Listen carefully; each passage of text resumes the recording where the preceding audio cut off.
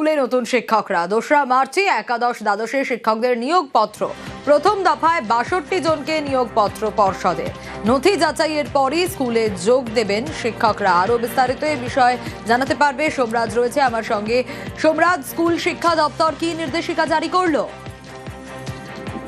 দেখুন, মধ্যশিক্ষা পর্ষদের তরফে নির্দেশিকা জারি করা হয়েছে। ইতিমধ্যেই স্কুল সার্ভিস কমিশনের তরফে যাদের সুপারিশপত্র দেওয়া হয়েছে শিক্ষক শিক্ষিকা নিয়োগের জন্য, বিশেষ করে একাদশ দ্বাদশ স্তরে, তাদের মধ্যে থেকে 62 জনকে নিয়োগপত্র দেবে মধ্যশিক্ষা পর্ষদ।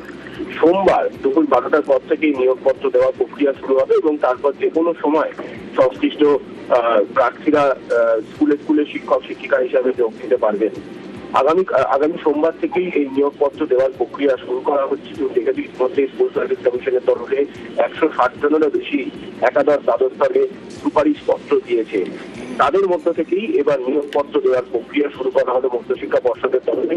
ইতিমধ্যে কোন কোন প্রার্থীদের সোমবার ডাকা হবে, কি কি নথি নিয়ে আসতে হবে, তার বিস্তারিত নির্দেশিকা মধ্যশিক্ষা পর্ষদের তরফে জারি করা হয়েছে। বেশ।